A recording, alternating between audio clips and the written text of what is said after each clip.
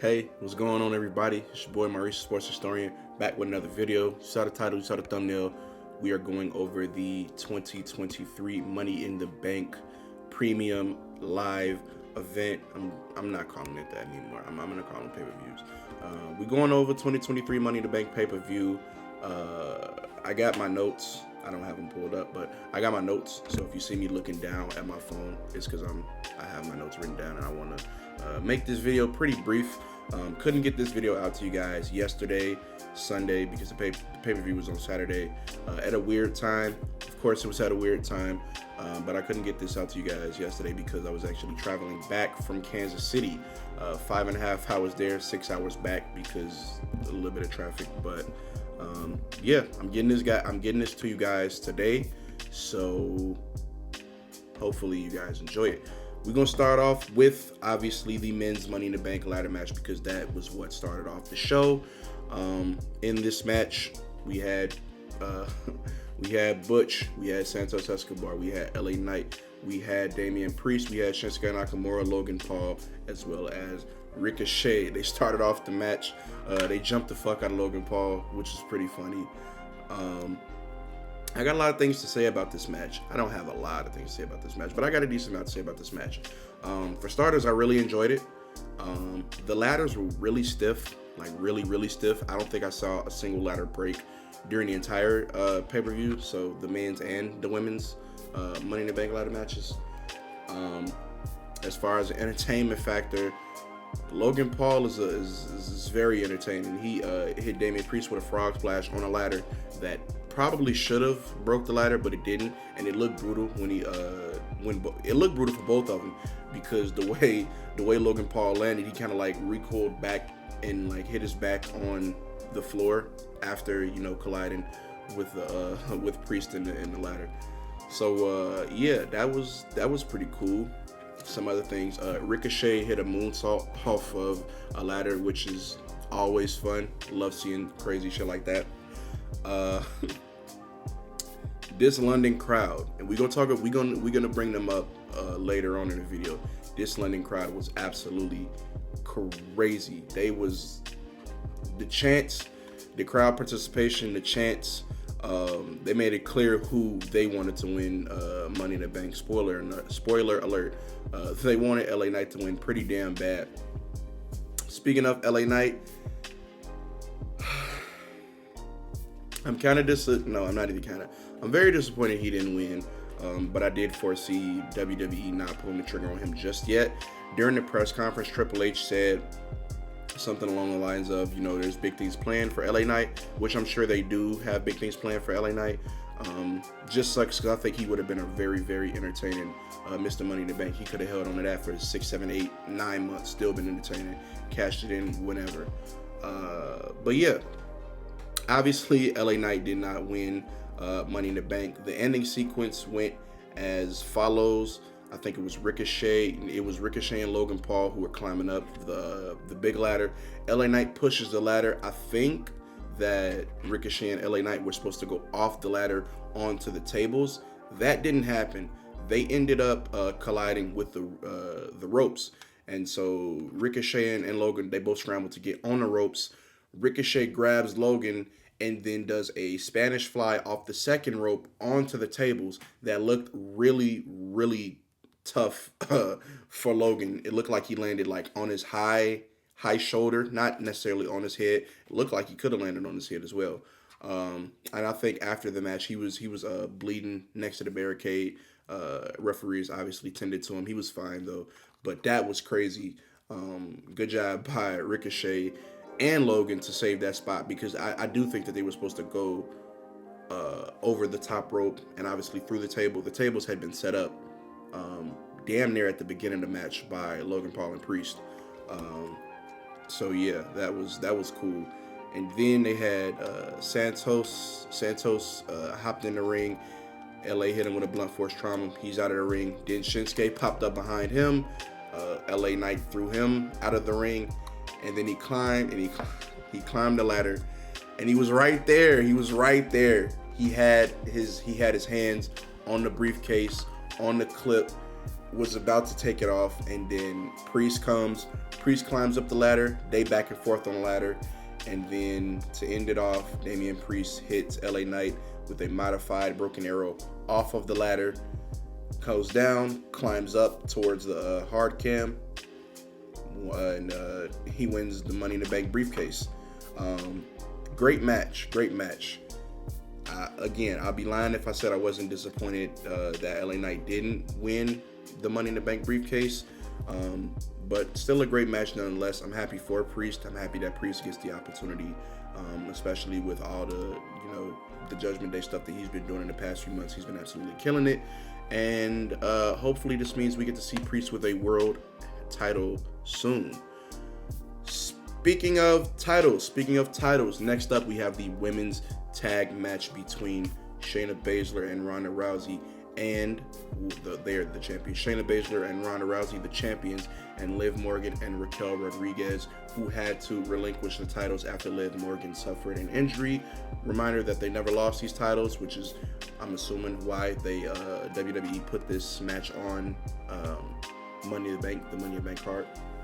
Pretty damn eventful match. I will say the past few matches from Ronda have been really good. I was not an enjoyer of some of her matches in 2022. Then after she loses to Charlotte Flair, she takes a small break, then comes back with Shayna Baszler. And ever since she's come back, those matches have been pretty damn good. Liv Morgan looked great with her Union Jack gear. Just, wrestling gear with the Union Jack on it. She looked pretty damn good. It was a pretty damn good match. Had some good spots throughout both. What are some of the things that they did? One of my favorite moves, but between the combination of Liv Morgan and Raquel Rodriguez, is when Raquel power bombs her out of the ring, and they did that. So that was pretty cool. As far as that, the match didn't last too long.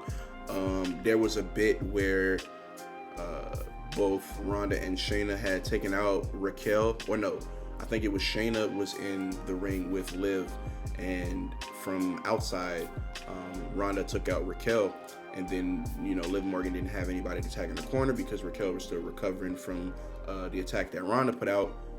So it's just Shayna versus it's Shayna and Ronda versus just versus Liv.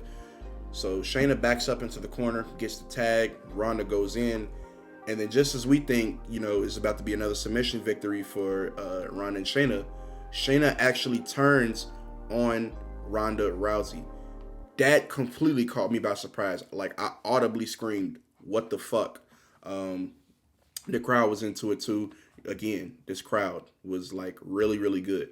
And I don't want to understate how good they were. They were such a great crowd. But yeah, that was totally unexpected. Shayna turns on Ronda, walks out of the ring. Ronda's confused, and obviously now it's a 2-on-1. What happened?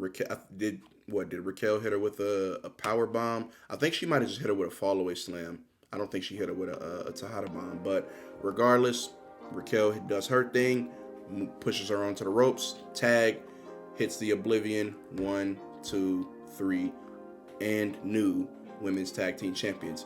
I will say I'm a little upset that they didn't hold both of the belts, because they just unified the tag team championships, the women's tag team championships. So I would have liked to have them, or to see them with both belts, but they didn't. They just used the ones that we've had, the WWE women's tag team championships. So yeah, Liv and Raquel are now your new tag team champions again. So congratulations to them. Moving on to another title match, the most recent title match to be added. Is this the most recent? Yeah, the most recent title match to be added to this Money in the Bank card. Gunther versus Matt Riddle. Very, very good match. One thing about Gunther, bro, I don't think I've seen a bad Gunther match in WWE since his main roster, his main roster debut. He's just very, very physical when it comes to in the ring, and he does all the little things. He stomped on Matt Riddle's ankle, and so Matt Riddle was kayfabe injured during this match. Took the took the bandage off that was supporting his ankle, and then just began like literally was chopping at his ankle, and I think that's how he ended up winning. He was chopping at his ankle, and then I believe he put him in some sort of submission, and then he tapped out. So yeah, that was a pretty damn good match. But even still, on Riddle's part, Riddle can wrestle, bro. Like, Riddle held up his own. He looked pretty damn good out the match. Had a few spots, ripcord knee, all that. And then, after Riddle taps, we get Gunther in the middle of the ring, holding his Intercontinental Championship. And then out of nowhere, Drew McIntyre reappears. Yes, Drew McIntyre is back, and he confronts Gunther in the middle of the ring. Gunther tries to like push his face away, and then of course Drew McIntyre not going for that bullshit. He drops him, 3-2-1, hits him with a Claymore, knocks him down, and then he proceeds to hold that IC title high in the air. So if you guys couldn't tell, they're making that match for SummerSlam. Both Drew and Gunther are on Raw, so that'll be great. I'm very, very, very excited for that. If it's anything like they WrestleMania triple threat match with them and Sheamus, then I know it'll be good. So yeah. Next up was what I thought was going to be the women's Money in the Bank ladder match. It was actually not. John Cena makes a surprise return. When the music hit, I was like, yo, like this didn't get leaked. Nobody knew about this. So it's always good seeing my GOAT, John Cena, return. Even though he didn't have a match, which I didn't expect him to. It was obviously just like a one-off thing that they wanted to do for the London crowd. Speaking of the London crowd, John Cena cuts a promo, and he says that he wants WrestleMania in London. Now, I'm not an expert. I don't get paid to make decisions at WWE. If I did, I probably wouldn't be making this video. But seeing how this crowd reacted to the entirety of this Money in the Bank card, I can only imagine how great that they'll be for 2 nights of WrestleMania. I think that that's a money decision. I think it's great. I think it should happen. I think they should have probably taken WrestleMania overseas at least somewhere within the last 10 to 5 years, because WWE's, been big enough to whatever. Hey, WrestleMania in London, I'm not opposed. It'll definitely be another weird start time like it was on Saturday, but who cares? It doesn't really matter. Yeah, and then Grayson Waller comes out. Big shocker. Didn't expect him to come out.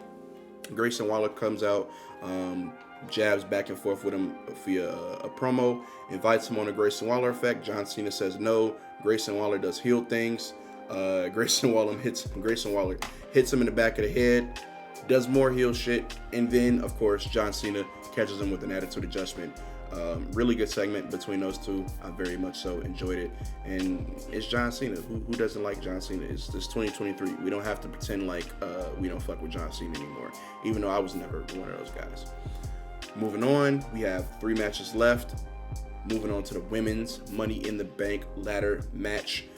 In this match was Trish Stratus, Zoe Stark, Io Sky, Bayley, Zelina Vega, and who am I forgetting? Did I say Becky Lynch?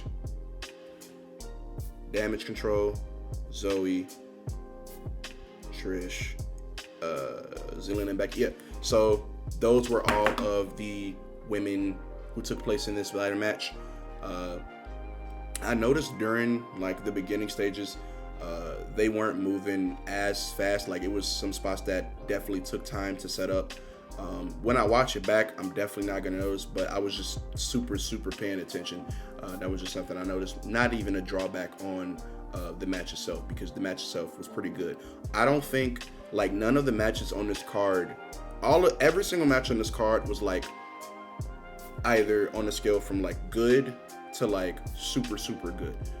Every match on this card was good, and it'd probably be the women's tag match that was the worst match on this card. I say that I thoroughly enjoyed that match. Again, that was a pretty damn good match. But moving back on to the women's Money in the Bank match. So Becky Lynch was the last one to come out, and obviously she gets jumped by Zoe Stark and Trish Stratus, which means that Damage Control, the two members of Damage Control, are left with Zelina Vega in the ring. I was wondering how they were going to do that because it's two tag teams, even though Trish and Zoe Stark aren't officially a tag team, but it's two duos versus two solos. So I was wondering how they were gonna, balance that out. And they took out Becky early, and Damage Control also took out Zelina Vega. Damage Control also took out Zelina Vega early, and so it was just those two. They battled out for a second. What are some other things that happened in the match? Io Sky hit a moonsault off the ladder in the ring, which was great. I think Trish was off the camera holding the ladder, which I was wondering who was holding the ladder because it stopped shaking. So yeah, that was great. What else happened? Oh, Zoe Stark and Trish Stratus tried to handcuff Becky Lynch to the ring, like the ropes. Didn't work. She fought them two off. That story between those two, or those three, isn't over yet. I do think we'll probably see the conclusion of that up on one of the next 3-4 episodes of Raw. We got 4 episodes until SummerSlam, so we might see the conclusion of that feud. One thing that I wanted to note, Damage Control, although we thought that they would actually split up, it doesn't look like that's the case. Obviously, only one woman can win the Money in the Bank briefcase, and we saw those two interact with each other, Io and Bayley, that is, a little bit. They interacted a little bit, and by a little bit, I mean they didn't strike each other at all. They definitely hindered each other and got in each other's way, but they didn't strike each other at all. So they're definitely holding off on that Damage Control split until later, if it at all happens anyway. At this point, I'm not even sure that I want the Damage Control to split entirely. Obviously, we still have Dakota Kai, who is injured. But I don't know. Damage Control, the work that they've been doing the past few weeks, they kind of built back up, what am I trying to say? They kind of built back that goodwill with me, even though it wasn't anything that they were doing. It was just how they were being booked. And I was like, all right, what are we doing here? If we're going to do this, then break them up. But it looks like they're going to stay together, and them staying together throughout Io's Money in the Bank reign, I don't know how it's going to turn out. It may eventually end up with the Io Sky face turn. I think that is ultimately in the cards, because wherever Io goes, the crowd does not treat her like a heel. She's loved. She was the face in Backlash. She was the favorite to win the Money in the Bank contract in London. So I definitely think that face turn is inevitable. But they holding off on it. What else? Some things that happened in the match. Oh, Zelina Vega hit a code red onto Zoe Stark onto the ladder. It looked brutal because none of the ladders broke. I don't even know if the ladder was supposed to break there, but it didn't. And it looked very painful. It looked very, very, very painful. The ending sequence, Io Sky was all alone, looked like she was about to win it, and then out of nowhere comes Bayley, pushes the ladder. The ending sequence was as follows. Io Sky was all alone in the ring, looked like she was going to win it, and then Bayley comes from outside of the ring, pushes the ladder, and then Io Sky gets clotheslined onto the top rope. So she rolls out of the ring. Then Bayley climbs, looks like she's going to win it. Becky comes in the ring and then fish hooks her with the handcuff that she has on, because they weren't able to get both handcuffs on. They weren't able to lock them both, but she had the one on her wrist already. So Becky fish hooks Bayley in the mouth with the handcuff, brings her down. They do a back and forth, and then it ends in Becky and Bayley are both fatigued on the ladder. They're fighting inside the ladder, trying to get at each other. Io Sky comes back in the ring, and she handcuffs Bayley she handcuffs Bayley's wrist to Becky's wrist, so neither of them can, climb up the ladder. And then she climbs over Bayley, sits at the top of the ladder, and is now your new Miss Money in the Bank. And she's already had a longer reign than 3 of the past 6 Money in the Bank holders, so that's good. But very entertaining match. Again, I went 2 of 2 with the predictions, so I'm spot on. Actually, I went 3 of 3 with the predictions, but no, I went 4 of 4 with the predictions, but we'll get to the last 2 later. Io Sky is now Miss Money in the Bank. Again, we haven't had a seriously good Mr. or Mrs. Money in the Bank for some time now. With both, because Bayley and Io are on SmackDown, Damian Priest is on Raw. I want them both to hold the briefcases for at least a few months. Who do I want to hold it longer? I don't know. But I want them to both hold them for at least 3-4 months before we even think about cashing them in. More so on Io's side, because I think Io is going to eventually cash in on Asuka, and I don't want it to happen during SummerSlam because I want her to have a longer reign in that. But yeah, so I want both of them to have medium to long runs with the briefcase. I want to see the briefcase every week, and I want to be reminded every week that, hey, this shit is real, and we can see it, and we're gonna see it. And obviously, I don't think this has to be said. I want the cash-ins to both be successful. I don't think the novelty of having a failed cash-in is cool every now and then, but I don't not with these two. I don't want to see either of them fail their cash-in, especially Io. Damian Priest, I'd be a little bit more okay if he failed his cash-in, because clearly he's at the top of WWE's mind, and I think that they're going to give him more opportunities in the future. But again, I don't want to see either of them fuck up their cash-ins. So yeah.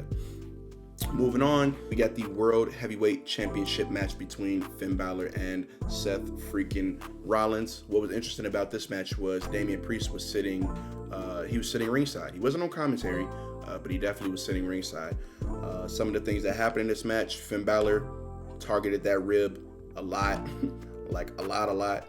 He did the coup de grace off of the announce table again. He also did the coup de grace off of the steps again. Pushed Seth Rollins corner first into the announce table. Just horrible stuff.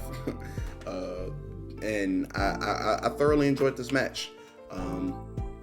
To the ending sequence, Finn Balor was setting up for the coup de grace, and then Damian Priest just gets up from his seat, and I was confused as to why he got up, and Finn Balor paused and looked at him what are you doing? And then that allowed for Seth Rollins to counter the coup de grace, hits him with a stomp, 1, 2, 3. He retains his championship. The way the match ended makes me think that we're not done with Seth and Finn Balor. Now, I don't think we're done with Seth and Finn Balor.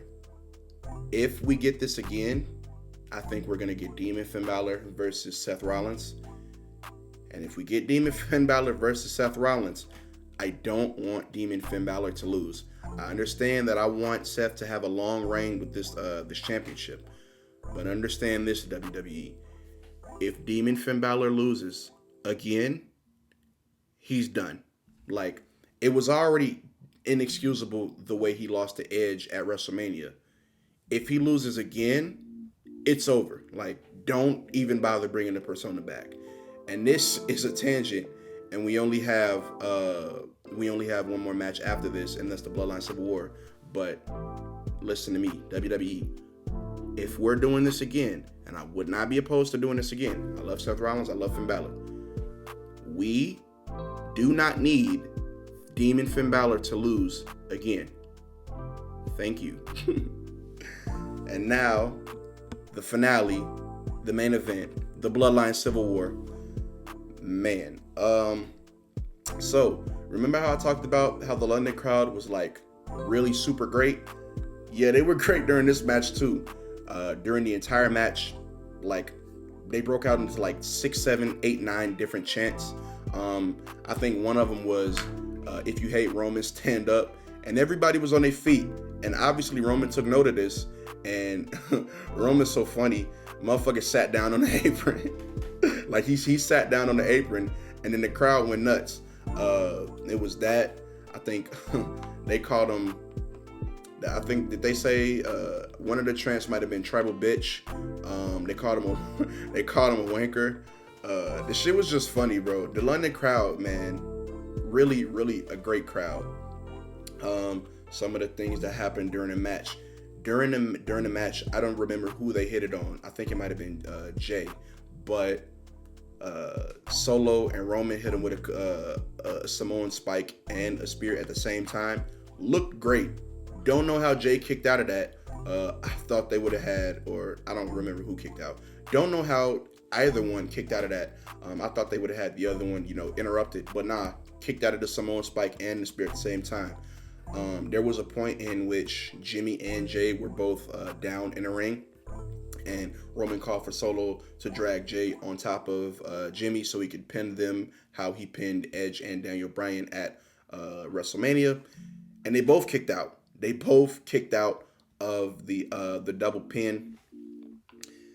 If that was any indication of who's going to win this match, I mean, that's one clear as day. What else? Some other things. Again, I did a pretty damn good job at not looking at my phone through this entire video.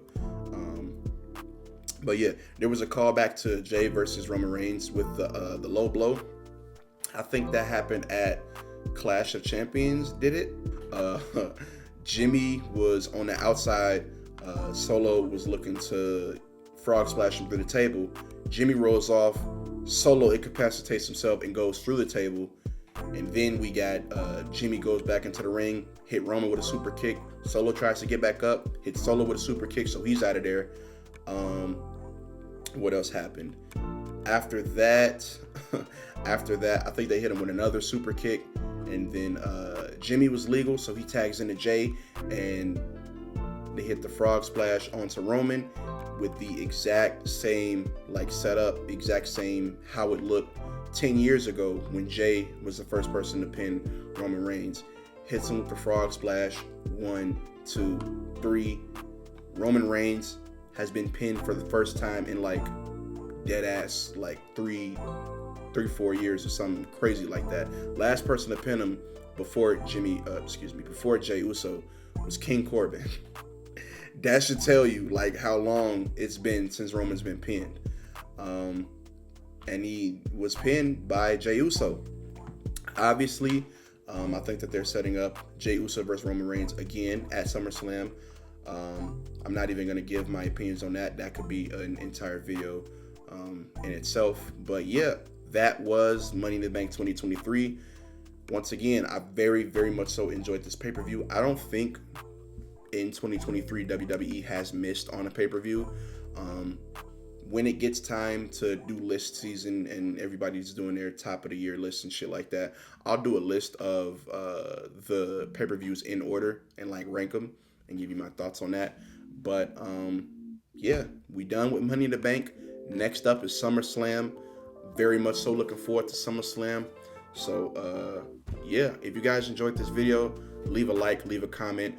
Comment what your favorite match was or what your favorite moment was from the entire pay-per-view. I will say my favorite moment was Io Sky winning the women's Money in the Bank. I loved how that match ended. And with that, man, I'm out of here. Again, like, comment, subscribe. Let me know your favorite moment. Let me know if you enjoyed the video. I'll see you guys next time. Peace.